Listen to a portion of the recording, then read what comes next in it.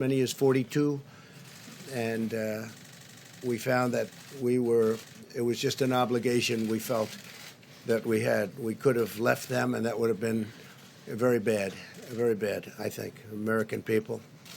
And they're recovering.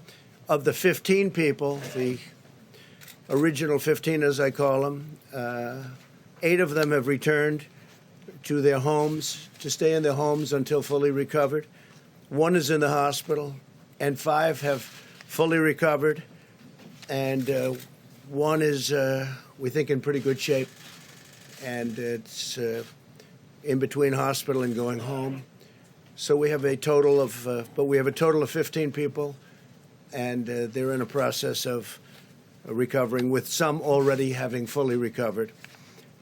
We started out by looking at certain things. We've been working with the Hill very, very carefully, very strongly, and I think we have very good bipartisan spirit for money. We were asking for $2.5 billion, and we think that's a lot, but the Democrats and I guess Senator Schumer wants us to have much more than that. And normally in life I'd say, we'll take it. We'll take it. If they want to give more, we'll do more. We're going to spend whatever's appropriate. Hopefully we're not going to have to spend so much, because we really think we've done a great job in keeping it down to a minimum. And again, we've had tremendous success beyond what people would have thought. Now, at the same time, you do have some outbreaks in some countries. Italy and various countries are having some difficulty. China, you know about where it started. I spoke with President Xi. We had a great talk. He's working very hard, I have to say. He's working very, very hard. And if you can count on the reports coming out of China, that spread has gone down quite a bit. The infection seems to have gone down over the last 2 days. As opposed to getting larger, it's actually gotten smaller. In one instance where we think it's somewhat reliable, it seems to have gotten quite a bit smaller. With respect to the money that's being negotiated, they can do whatever they want. I mean, we'll do the 2.5. We're requesting 2.5. Some Republicans would like us to get 4, and some Democrats would like us to get 8.5, and we'll be satisfied whatever it is. We're bringing in a specialist, very highly regarded specialist, tomorrow, who works actually at the State Department, very, very tremendously talented in doing this. I want you to understand something that shocked me when I saw it, that I spoke with Dr. Fauci on this, and I was really amazed, and I think most people are amazed to hear it. The flu in our country kills from 25,000 people to 69,000 people a year. That was shocking to me. And so far, if you look at what we have with the 15 people, and they're recovering, one is pretty sick, but hopefully will recover. But the others are in great shape. But think of that, 25,000 to 69,000. Over the last 10 years, we've lost 360,000. These are people that have died from the flu, from what we call the flu. Hey, did you get your flu shot? And that's something. Now, what we've done is we've stopped non-U.S. citizens from coming into America from China. That was done very early on. We're screening people, and we have been at a very high level, screening people coming into the country from infected areas. We have in quarantine those infected and those at risk. We have a lot of great quarantine facilities. We're rapidly developing a vaccine, and they can speak to you. The professionals can speak to you about that. The vaccine is coming along well, and in speaking to the doctors, we think this is something that we can develop fairly rapidly, a vaccine for the future, and coordinate with the support of our partners. We have great relationships with all of the countries that we're talking about. Some it's a fairly large number of countries. Some it's one person, and many countries have no problem whatsoever. And we'll see what happens. But we're very, very ready for this, for anything, whether it's going to be a breakout of larger proportions or whether or not we're we're at that very low level, and we want to keep it that way. So we're at the low level. As they get better, we take them off the list, so that we're going to be pretty soon at only 5 people, and we could be at just 1 or 2 people over the next short period of time. So we've had very good luck. The Johns Hopkins, I guess it is a highly respected, great place. They did a study, comprehensive, the country's best and worst prepared for an epidemic. And the United States is now, we're rated number 1. We're rated number 1 for being prepared. This is a list of different countries. I don't want to get in your way, especially since you do such a good job. This is a list of the different countries. The United States is rated number 1, most prepared. United Kingdom, Netherlands, Australia, Canada, Thailand, Sweden, Denmark, South Korea, Finland. This is a list of the best rated countries in the world by Johns Hopkins. We're doing something else that's important to me, because he's been terrific in many ways, but he's also very good on health care. And we really followed him very closely. A lot of states do. When Mike was governor, Mike Pence of Indiana, they've established great health care. They have a great system there, a system that a lot of the other states have really looked to and changed their systems. They wanted to base it on the Indiana system. He's very good. And I think, and he's really very expert at the field. And what I've done is I'm going to be announcing exactly right now that I'm going to be putting our Vice President, Mike Pence, in charge. And Mike will be working with the professionals, doctors, and everybody else that's working. The team is brilliant. I spent a lot of time with the team over the last couple of weeks, but they're totally brilliant, and we're doing really well. And Mike is going to be in charge, and Mike will report back to me. But he's got a certain talent for this, and I'm going to ask Mike Pence to say a few words, please. Thank you, Mike.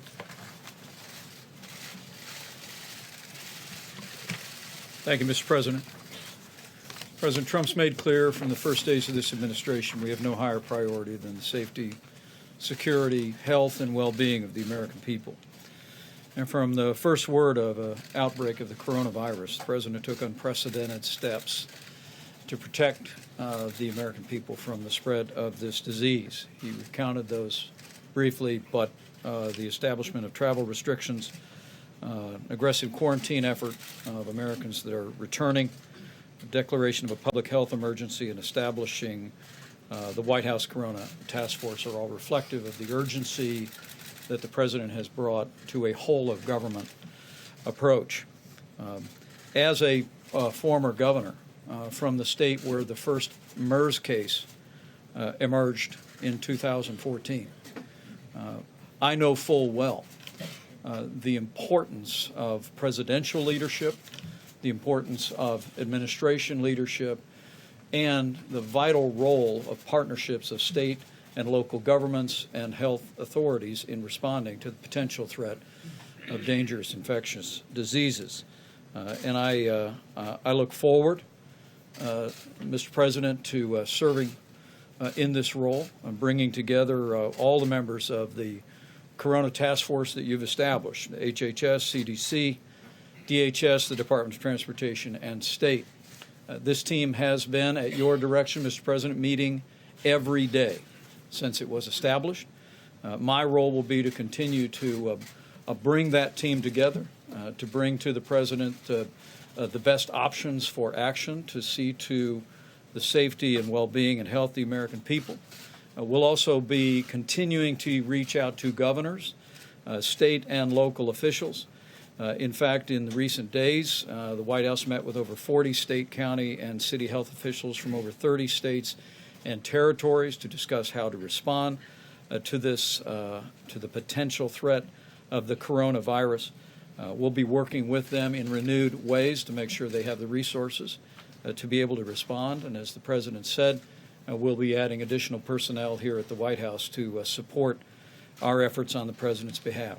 We'll also be working with members of Congress to ensure that the resources are available for this whole of government response, and we'll be working very closely with Secretary Azar and his team that have done an outstanding job communicating to the public to ensure the American people have the best information on ways to protect themselves and their families, and also that the public has the most timely information on the potential threat to the American people. Mr. President, as we've been briefed, while the threat to the American public remains low of a spread of the coronavirus, you have directed this team to take all steps necessary to continue to ensure the health and well-being of the American people. And the people of this country can be confident that under your leadership, we will continue to bring the full resources of the federal government in coordination with our state and local partners to see to the health and well-being and to the effective response to the coronavirus here in the United States of America. With that, the President's asked me to recognize the Secretary of Health and Human Services, Alex Azar, and also the Deputy Director of CDC, Dr. Ann Shockley, for remarks. Secretary. Well, thank you, Mr. Vice President, and thank you, Mr. President, for gathering your public health experts here today and for your strong leadership in keeping America safe. And I just want to say I could not be more delighted that you've asked the Vice President, my old friend and colleague, to lead this whole of government approach with us under the Emergency Support Function number 8. As of today, we have 15 cases of COVID-19 that have been detected in the United States, with only one new case detected in the last 2 weeks.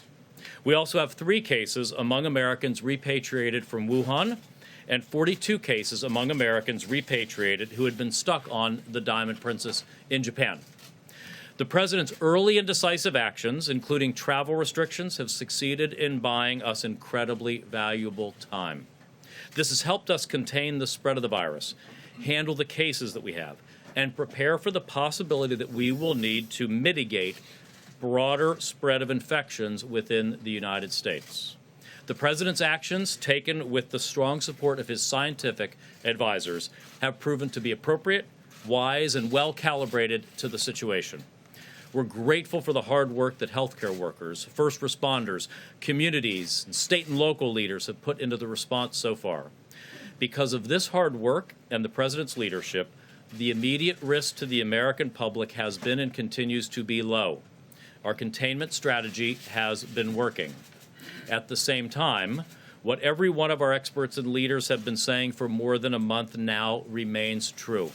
The degree of risk has the potential to change quickly, and we can expect to see more cases in the United States. That is why we've been reminding the American public and our state, local, and private sector partners that they should be aware of what a broader response would look like. CDC has recommended that the American public, and especially state and local governments, businesses, and other organizations, should refresh themselves on how they would respond in the event that the situation worsens. We're encouraging Americans to learn what future steps might be necessary to keep themselves and their communities safe. Knowing these potential steps now can help keep the risk to you and your community low. Americans can find useful information at cdc.gov/COVID, COVID-19. And we're working closely with government and private sector partners to educate them about preparedness. Finally, we've begun working with Congress to secure the funding that we need. There are 5 major priorities in the White House request to Congress that the White House made on Monday.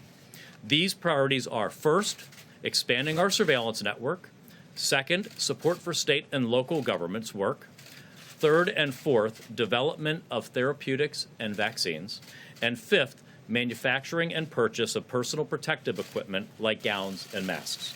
As chairman of the President's Coronavirus Task Force, I'm committed to providing regular updates from our coordinated interagency process. We've had our top public health leaders, like those joining me here today, speaking to the media many times per day to inform the American public. The Trump administration is going to continue to be aggressively transparent, keeping the American people and the media apprised of the situation and what everyone can do. With that, I'm going to hand things over to Dr. Ann Shockley. Dr. Shockley is the senior career official at the Centers for Disease Control and Prevention, the principal deputy director. with an over 30-year career at the CDC in public health and as a member of the United States Public Health Service Commission Corps. So, Dr. Schuchat, I'll turn it over to you. Thanks so much, Mr. Secretary. As you know, this has been a difficult and challenging time, and our hearts go out to the individuals who have been directly affected by the virus and to all those who have been working tirelessly in responding to it. Our aggressive containment strategy here in the United States has been working and is responsible for the low levels of cases that we have so far. However, we do expect more cases, and this is a good time to prepare. As you heard, it's the perfect time for businesses, healthcare systems, universities, and schools to look at their pandemic preparedness plans, dust them off, and make sure that they're ready. And we have lots more information at the CDC's website and in partnership on how to do that. But it's also a really good time for the American public to prepare and for you to know what this means for you. The coronavirus that we're talking about is a respiratory virus. It's spread in a similar way to the common cold or to influenza. It's spread through coughs and sneezes. And so those everyday sensible measures that we tell people to do every year with the flu are important here. Covering your cough, staying home when you're sick, and washing your hands. Tried and true, not very exciting measures, but really important ways that you can prevent the spread of respiratory viruses. So the trajectory of what we're looking at over the weeks and months ahead is very uncertain, but many of the steps that we have taken over the past 15 years to prepare for pandemic influenza and our experience going through the 2009 H1N1 pandemic of influenza remind us of the kinds of steps that our healthcare system, our businesses, our communities and schools may need to take. We're in this together, all of government, the public and the private sector, and the CDC wants to make sure you have the best information available every day. Thank you.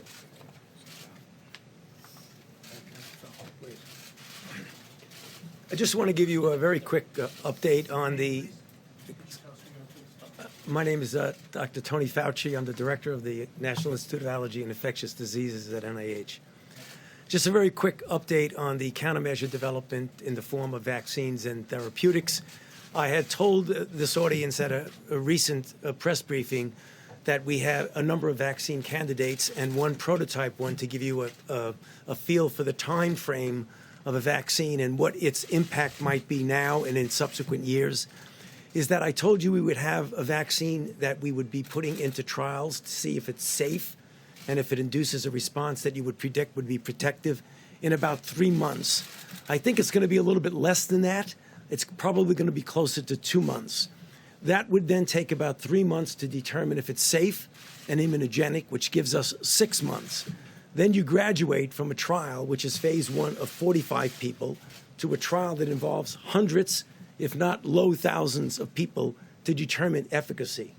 At the earliest, an efficacy trial would take an additional 6 to 8 months. So although this is the fastest we have ever gone from a sequence of a virus to a trial, it still would not be any applicable to the epidemic unless we really wait about a year to a year and a half. Now, that means two things. One, the answer to containing is public health measures. We can't rely on a vaccine over the next several months to a year. However, if this virus, which we have every reason to believe it is quite conceivable that it will happen, will go beyond just a season and come back and recycle next year. If that's the case, we hope to have a vaccine. And then finally and briefly, therapeutics. There are a number of antiviral drugs that are being tested. A few days ago, we initiated a randomized controlled trial of a drug called remdesivir, which has antiviral activity in vitro in an animal model. The good news about that is that it's a trial that's randomized to either placebo or standard of care and drug and standard of care, which means that we will know reasonably soon whether it works. And if it does, we will then have an effective therapy to distribute. Thank you. Thank you. Go ahead, please. Thank you very much, Mr. President. First of all, you have just come from a long and busy trip from India. And Great country. As far Long as this trip. coronavirus is concerned, you have a great scientific and medical team behind you and with you, and I'm sure they will keep America safe. As far as your trip to India, Mr. President, where do we go from here as far as U.S.-India relations are concerned? And also, Mr. President, you are very famous in India, and Prime Minister Modi is very famous in America. President. We won't talk too much about that other than I just got back. Long flight. It's a long flight. He's a great gentleman, a great leader. It's an incredible country. We were treated very, very well, and we really enjoyed it. A lot of tremendous progress was made in terms of relationship. Our relationship with India is extraordinary right now, and we're going to be doing a lot of business with India. They're sending billions and billions of dollars now to the United States. But we'd rather talk about this right now. The CDC said yesterday that they believe it's inevitable that the virus will spread in the United States, and it's not a question of if, but when. Do you agree with that assessment? Well, I don't think it's inevitable. It probably will. It possibly will. It could be at a very small level, or it could be at a larger level. Whatever happens, we're totally prepared. We have the best people in the world. You see that from the study. We have the best prepared people, the best people in the world. Congress is willing to give us much more than we're even asking for. That's nice for a change. But we are totally ready, willing, and able. It's a term that we use. It's ready, willing, and able. We have. It's going to be very well under control. Now, it may get bigger. It may get a little bigger. It may not get bigger at all. We'll see what happens. But regardless of what happens, we're totally prepared. Please. Mr. President, you talked a little earlier about the screening measures that you put in place and the travel restrictions you put in place regarding China. At this point, as the virus spreads in Italy and South Korea, are you planning on adding those countries? Well, just so you understand, I'm the president of the United States. I'm not the president of other countries. Other countries, some are on the list that are very respected in what they do in terms of what we're talking about. But I really want to be responsible for this country if it means placing a very strong situation on the border so people can't come into our country from a country that is infected. We're doing that, and we've already done it with numerous countries.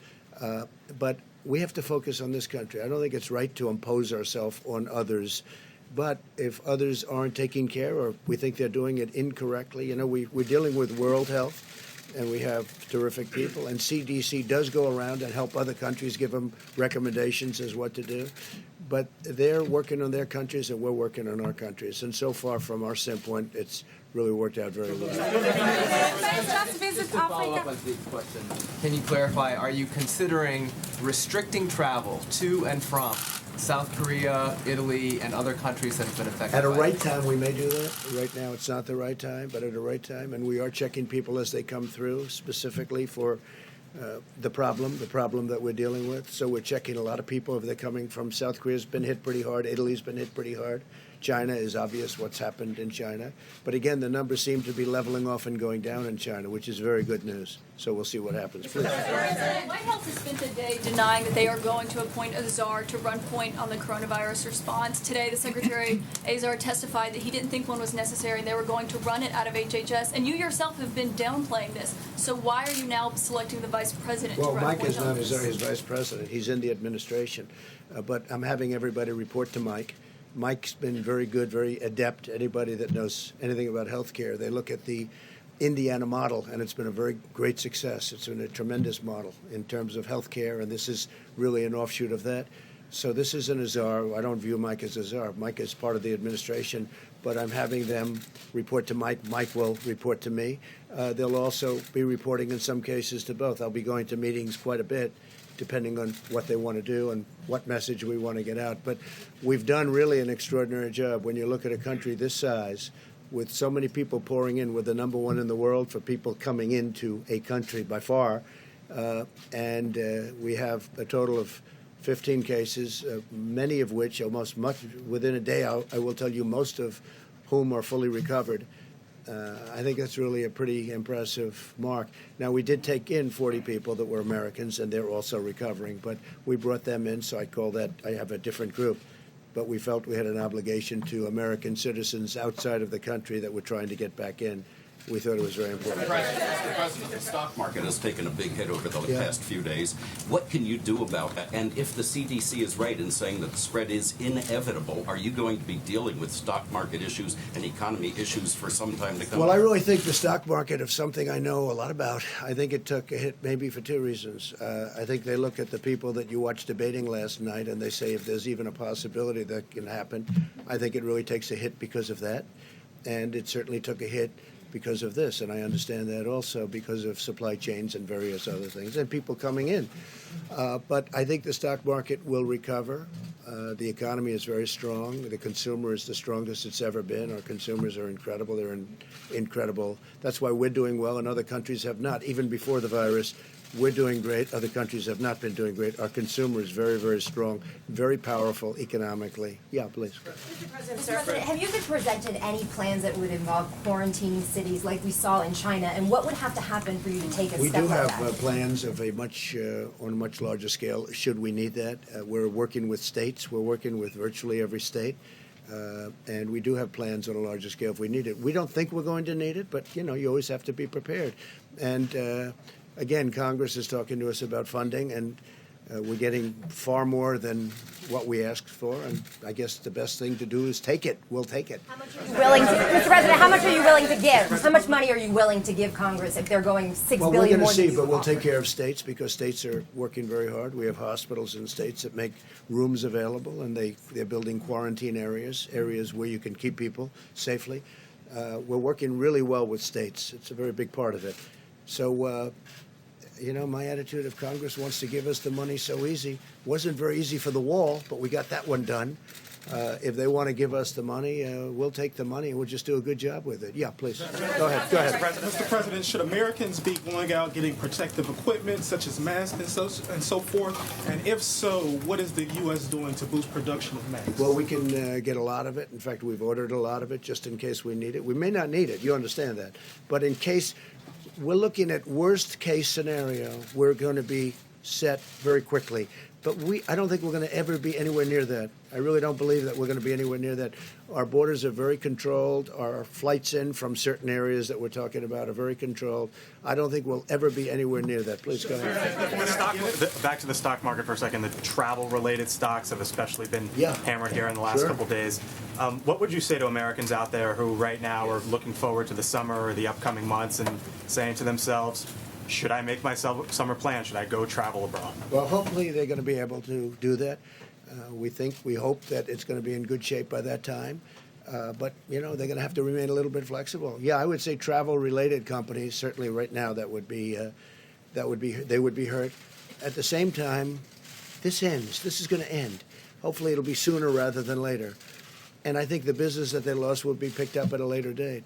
But, right now, I think they're not going to be, probably not going to be going to China. They're not going to be going to certain countries where the problem is far greater than it is in the United States. What it's going to do is keep people home, and they're going to travel to places that we have. We have it's the greatest tourism country in the world. So instead of leaving our country, leaving our shores, they'll stay here. And again, when you have 15 people, and the 15 within a couple of days is going to be down to close to zero, that's a pretty good job we've done. What is your response to Speaker Pelosi, who said earlier today that you don't know what you're talking about the coronavirus? I'm also wondering if you'd want to address critics who say you can't be trusted about what your administration is saying. Sure. I think Speaker Pelosi's incompetent. She lost the Congress once. I think she's going to lose it again. She lifted my poll numbers up 10 points. I never thought that I would see that so quickly and so easily. I'm leading everybody. We're doing great. I don't want to do it that way. It's almost unfair if you think about it. But I think she's incompetent, and I think she's not thinking about the country. And instead of making a statement like that, where I've been beating her routinely at everything, instead of making a statement like that, she should be saying we have to work together because we have a big problem potentially, and maybe it's going to be a very little problem. I hope that it's going to be a very little problem. but we have to work together. Instead, she wants to do that same thing with crying Chuck Schumer. He goes out and he says, the president only asked for $2.5 billion. He should have $8.5 billion. This is the first time I've ever been told that we should take more. Usually it's we have to take less. And we should be working together. He shouldn't be making statements like that because it's so bad for the country. And Nancy Pelosi, I mean, she should go back to her district and clean it up because it's the number one. If you look at percentage down, that was one of the finest in the world. And now you look at what's happening. And I'm just saying, we should all be working together. She's trying to create a panic.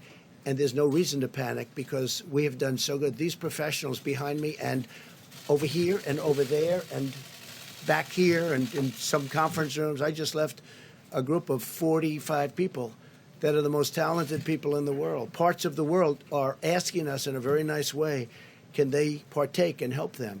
So Nancy Pelosi shouldn't, and she knows it's not true. She knows all they're trying to do is get a political advantage.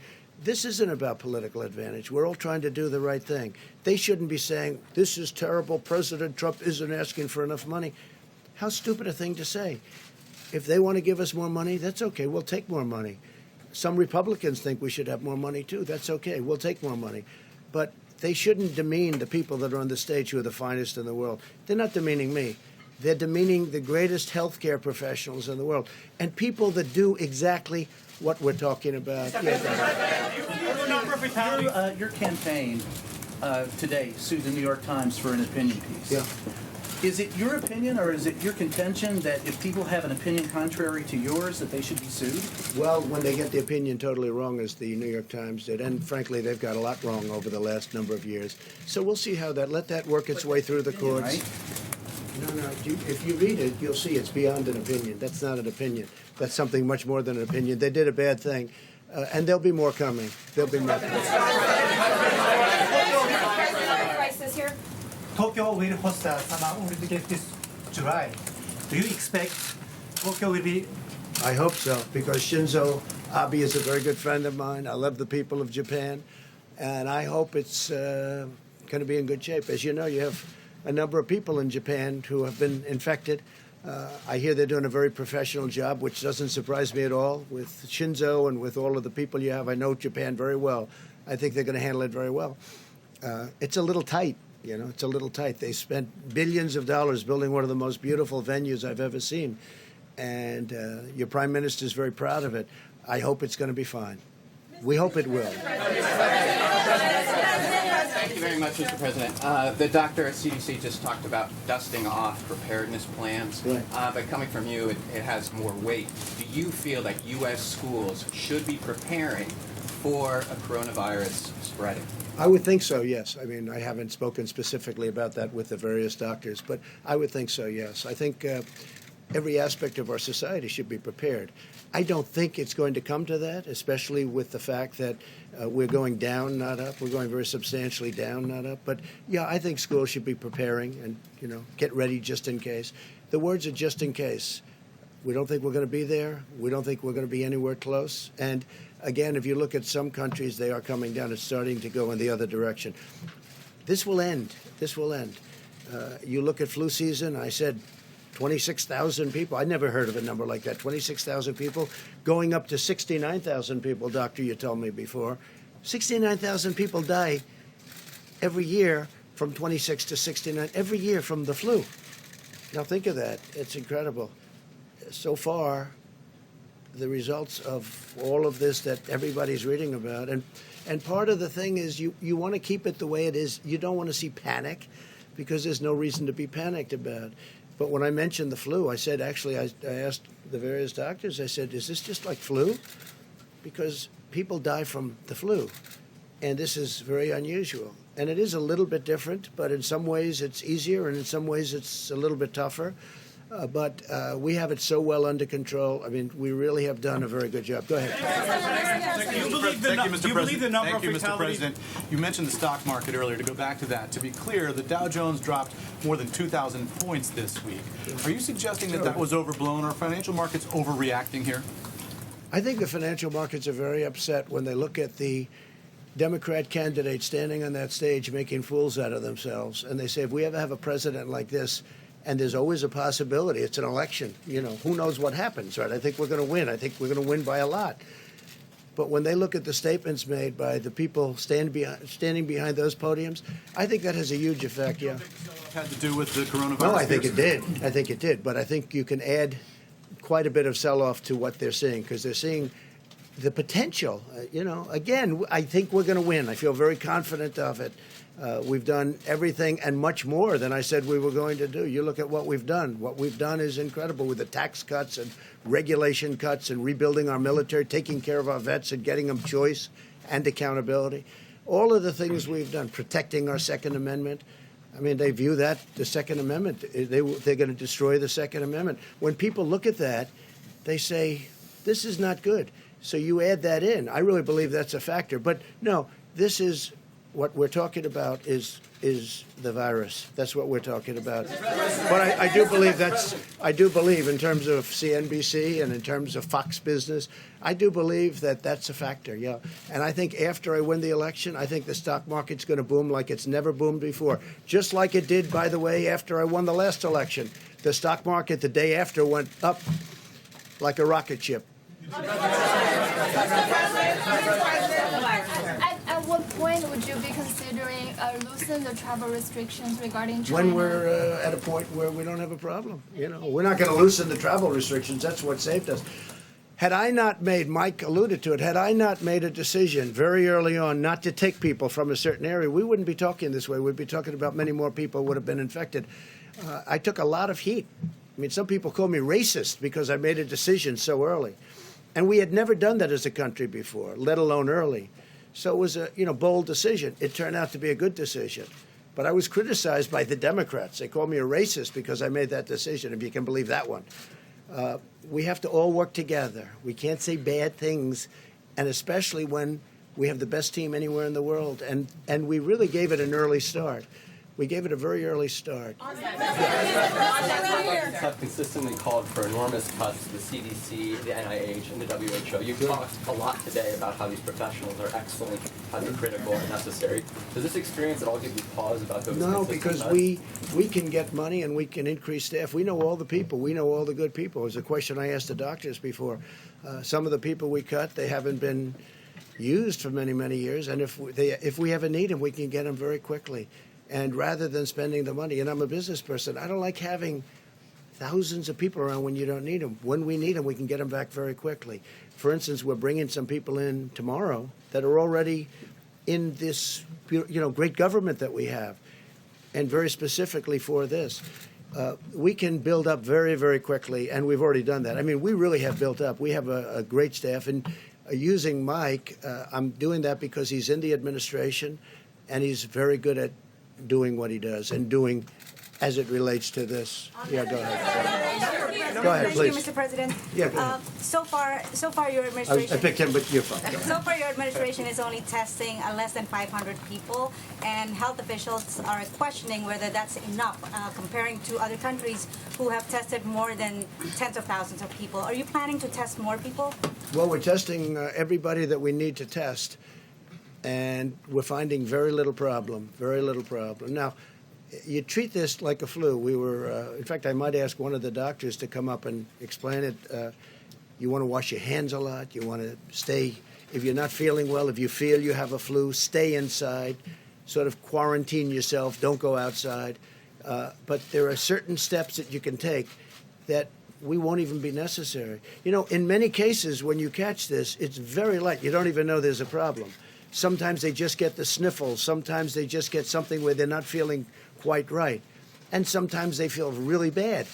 But that's a little bit like the flu. It's a little like the regular flu that we have flu shots for. And we'll essentially have a flu shot for this in a fairly quick manner. Yeah, go ahead. 2 weeks ago, Mr. President, your acting OMB director was in this room and was talking about what he expects to be GDP growth for this coming year.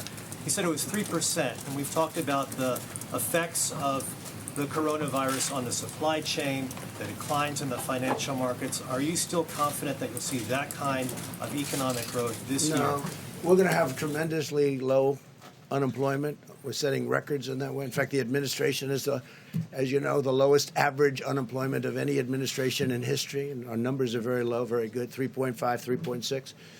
But you can't really see what this does in terms of GDP. It could affect it, but that's irrelevant compared to what we're talking about. We want to make sure it's safe. Safety, number one. But this would have, an impact on GDP.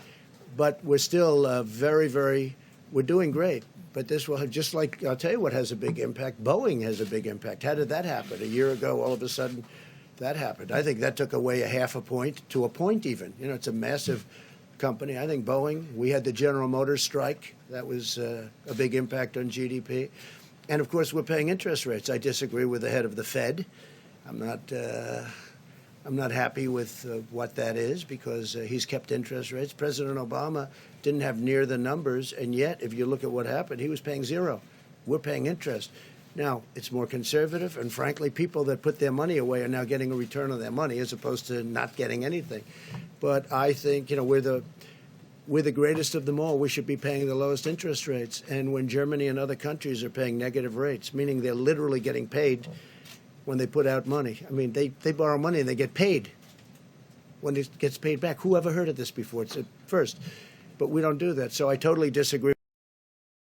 We made a terrible mistake, and it would have made a big difference as good as we've done, even without the 2,000 points. And we started off at 16,000, and we'll be at 28,000 without. We were going to crack 30,000. We have had increases like nobody's seen before, but we're doing well. But we have to watch. We're doing well anyway, in other words, even despite the 2,000 points. It sounds like a lot, and it's a lot, but it's nothing. It's very little compared to what we've gone up. But we'll be watching it very closely. But we have been hurt by General Motors. We've been hurt by Boeing, and we've been hurt, in my opinion, very badly by our own Federal Reserve, who has also created a very strong dollar. That's something nice about a strong dollar, but it makes it much harder to do business outside of this country. Thank you, sir. A number of your supporters online have embraced these theories or forwarded these theories that the CDC may be exaggerating the threat of coronavirus to hurt you politically. Rush Limbaugh the other day said this has been advanced to weaponize the virus against you. You don't mean my supporters. You mean my people that are not supporting. Right, your opponents. I agree with it. Have you seen evidence of that? I think, and I'd like it to stop. I think people know that when Chuck Schumer gets upset, I mean, he did the same thing with a couple of trade deals that are phenomenal deals now. Everybody's acknowledged they're phenomenal deals. Before he ever saw the deal, he didn't even know we were going to make a deal. They said, what do you think of the deal with China? I don't like it. I don't like it. He talked about tariffs. I left the tariffs on, 25% on $250 billion. He said he took the tariffs off. He didn't even know the deal. And he was out there knocking it because that's a natural thing to say. But when you're talking about especially something like this, we have to be on the same team. This is too important. We have to be on the same team. Have you seen evidence that the CDC is trying to hurt you? No, I don't think the CDC is at all. No, they've been working really well together. Yeah. No, they really are. They're professional. I think they're beyond that. They want this to go away. They want to do it with as little disruption, and they don't want to lose life. I see the way they're working. This gentleman, these people behind me, and others that are in the other room. They're incredible people. No, I don't see that at all. Thank you, Mr. President. Thank you very much. I don't know who said that, but Thank you, Mr. President. Tonight, you're minimizing the risk, the danger of the virus. Are you telling the Americans, except for the ones who are sick, not to change any of their behaviors? No, I think you have to always, I do it a lot anyway, as you probably heard. Wash your hands, stay clean. You don't have to necessarily grab every handrail unless you have to. You do certain things that you do when you have the flu. I mean, view this the same as the flu. When somebody sneezes, I mean, I try and bail out as much as possible when they're sneezing. I had a man come up to me a week ago. I hadn't seen him in a long time, and I said, how you doing? He said, fine, fine. He hugs me, kisses. I said, are you well? He says, no. He said, I have the worst fever and the worst flu. And he's hugging and kissing me. So I said, excuse me. I went there, I started washing my hands. So you have to do that. You know, this is, I really think, Doctor, you want to treat this like you treat the flu, right? And, you know, it's going to be fun. I want to have you, it was so nice of you to say thank you very much. Go ahead, give me a nice question then. Don't ruin it. Don't ruin it with a bad question. Go It's really ahead. nice to talk to you without the helicopter. I gotta say that. But also, I want to talk to you about 2014. During the Ebola crisis, you said you wanted a quote-unquote full travel ban. You said Obama was a quote-unquote stubborn dope, not for doing it. You said, just stop the flights, dummies. You also said it was a quote-unquote total joke to appoint someone to lead the Ebola response with, quote, zero experience in the medical field. Now you've appointed They listened Mike to a Pence. lot of what I had to say. I did. So And they how li- does that square with what you're doing They now? listened to a lot, well, because this is a much different problem than Ebola. Ebola, you disintegrated, especially at the beginning. They've made a lot of progress now in Ebola. But with Ebola, we were talking about it before. You disintegrated. You got Ebola. That was it. This one is different, much different. This is a flu. This is like a flu. And this is a much different situation than Ebola. But and we're working on Ebola right now, by the way. We're working on certain areas of the Congo. The Congo has Ebola, and caused largely by the fact that they have war and people can't get there. We can now treat Ebola. At that time, it was infectious, and you couldn't treat it. Nobody knew anything about it. Nobody had ever heard of anything like this. So it's a much different situation. The rate of mortality. I think it was to me. Thank you. So, let me ask you this. Yeah, go ahead. In just the course of the last couple of minutes, you have disputed some of what the officials that are working in your administration behind you have said about the risk of coronavirus and its spread. Do you trust your health officials to give you good information, or do you trust your own instincts more? I don't think I have. They've said it could be worse, and I've said it could be worse too. I also think, no, I don't think it's inevitable. I don't think it's inevitable. I think that we're doing a really good job in terms of maintaining borders, in terms of letting people in terms of checking people. And also, that's one of the reasons I'm here today, getting the word out so people they'll know. They're going to know. No, I don't think it's inevitable. I think that there's a chance that it could get worse. There's a chance it could get fairly substantially worse, but nothing's inevitable.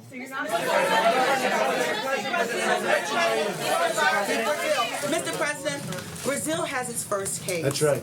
Brazil. Right, Brazil. Yeah. And you have many Americans now in Brazil for Carnival. What are your concerns, and what are the procedures and practices that you plan to implement as those Americans are trying to come back home? Yes, we've gotten very strong on people coming in from Brazil. Now, it only has one case. It's a big country, but it only has one case. But still, it's a case. We deal with Brazil very well. The president's a very good friend of mine. In fact, he ran on it's called Make Brazil Great Again. That's what he ran on. We get along very well. I know you're so thrilled to hear that. We get along very, very well.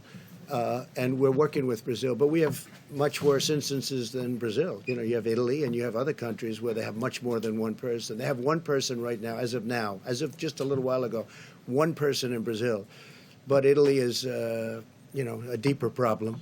And we're checking people coming in very, very strongly from those. And at some point, we may cut that off. You know, at some point, depending on what happens, we may cut certain additional countries off, like we've had to do with China. And we hope we can open it up to China as soon as possible. And we hope the numbers we've been getting, are true on China, where it really has leveled off and started to go down. Because eventually, sometime, that's going to happen. Go ahead. Thank you very much. You've said repeatedly that you think the federal government is very prepared, that you're ready for this. Yep. But if you think that Secretary Azar is doing such a great job, why did you feel the need to make a change and put Vice President Mike Pence in charge of the federal response to this virus? I think Secretary Azar is doing a fantastic job. But he also has many other things. I mean, we're working on many, many things together. If you look at his schedule of what he's doing, including drug prices, and I think it's perhaps the most complicated job that we have in government. And I want him to be able to focus on that. And Mike is really good at it. They're going to work together. They're going to work very closely together. And they're both in the administration. I see them all the time. So it really works. This isn't a czar. This isn't going out and getting somebody that's never been in the administration. I have two people that are very talented. And it's something I feel good about. I don't want to spare the horses. I have very talented people. I want to use them on this because I want it to stay low or as low as possible. Thank you, Mr. President. I want to get to China.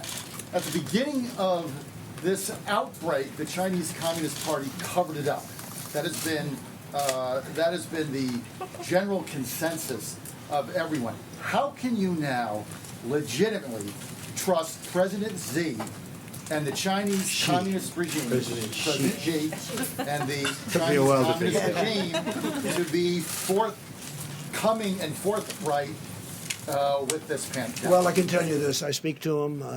I had a talk with him very recently, and he is working so hard on this problem. He is working so hard, and they're very tough and very smart, and it's a significant group of very talented people that are working, and they're calling up Dr. Fauci. They're calling up our people. We're dealing with them. We're giving them certain advice. We actually have, through World Health, we have them over there also, and we have a lot of our people making up that group that went over there. No, he's working very hard. It'd be very easy for me to say, it doesn't matter what I say, really. I can tell you, he is working. I had a long talk with him the other night. He is working really, really hard. He wants it to go away from China and go away fast, and he wants to get back to business as usual. Because I talked about the flu and in comparison to the coronavirus. Flu has a fatality ratio of about 0.1%. Correct. This has a fatality ratio somewhere between 2 and 3%. Well, we think. We don't know exactly what it is. So far, And the flu is higher than that. The flu is much higher than that. There's more people who get the flu, but this is spreading, or it's going to spread maybe within communities. That's It may. expectation. Does that worry you? Because that seems to be what worries the American No, because people. we're ready for it. It is what it is. We're ready for it. We're really prepared. We have, as I said, we have the greatest people in the world. We're very ready for it. We hope it doesn't spread.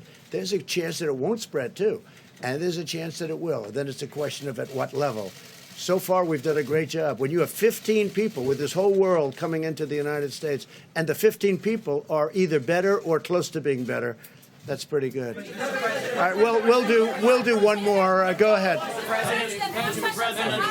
Mr. President, there have been many cases of price gouging on the sales of medical equipment, masks, and so on. Should the government be investigating that, looking into it, and do you have a message on that? If you tell me that's happening, we would definitely investigate. We don't want that. All right, one more. Go ahead. Go ahead. Mr. President, thank you. Go ahead. No. Yes? Go ahead. Are you working with China right now, Yes. specifically in what areas? Also, We're do you working worry with about China. We just did the biggest trade deal in history.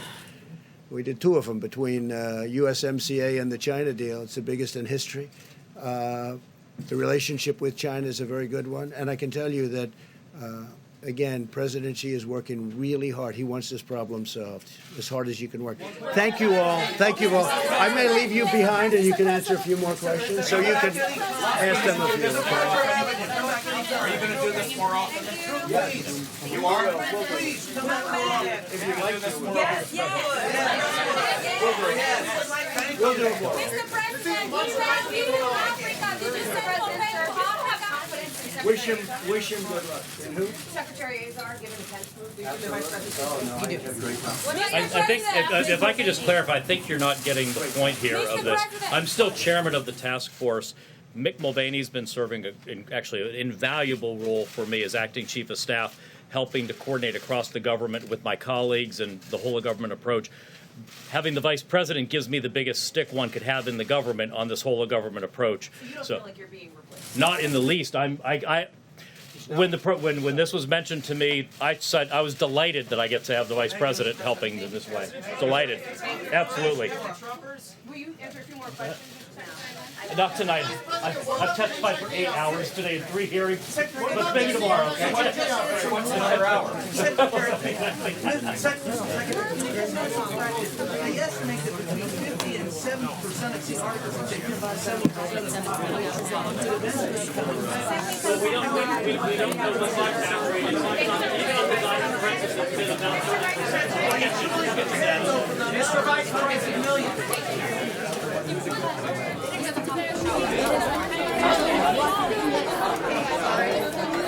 Oh, I'm sorry.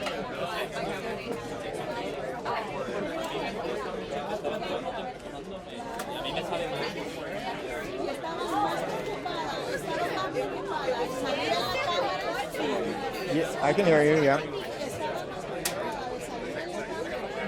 Okay.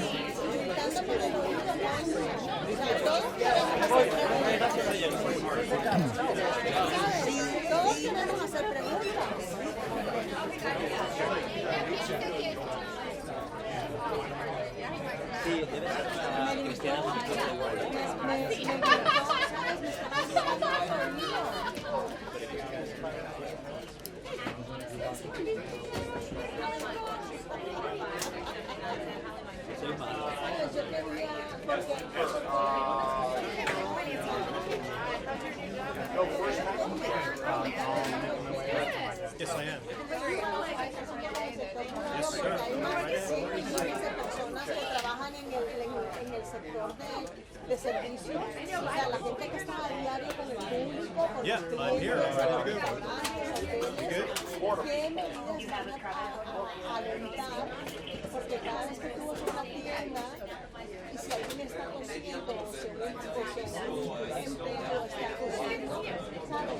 ¿Qué medidas de seguridad hay para que no haya más contagio cuando uno va a comer afuera, al cine, a las tiendas,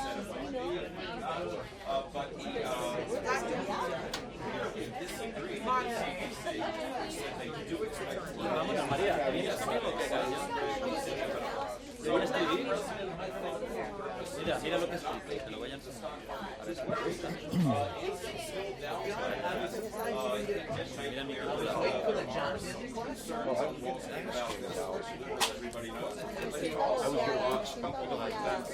One big reason for it is that yesterday the first Democratic debate last night, I believe that people saw that and said, well, guys, one of them handling a crisis like this, which doesn't really make sense in the time frame because the stock market plummeted today. No, voy a ir a trompeta. But he used that as an opportunity to take a shot at the Democratic opponents and potential nominees for Democrats. But no, I think it's clear. Yo tengo un